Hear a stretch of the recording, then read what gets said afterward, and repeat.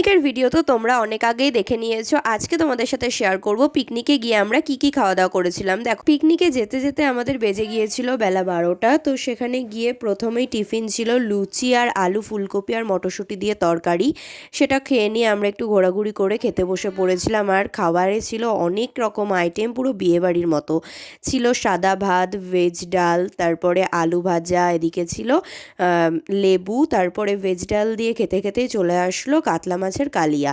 আর তারপরে কাতলা মাছটা খেয়ে নিয়ে চলে আসলো ফ্রাইড রাইস, স্যালাড আর চিকেন কষা।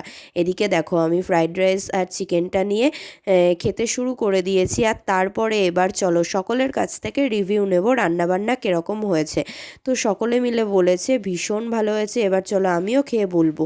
হ্যাঁ, সত্যি বলতে খুবই সুন্দর হয়েছে। আর লাস্ট পাতে ছিল আমের চাটনি, পাঁপড় আর হচ্ছে রসগোল্লা, নলেন গুড়ের রসগোল্লা। এদিকে আমি দেখো মিষ্টিটা খেয়ে নিচ্ছি। আর এখানে সারপ্রাইজ ছিল কোকোকলা। ভিডিওটা কেমন লাগলো জানিও, ভালো লাগলে লাইক করে দিও। বাই।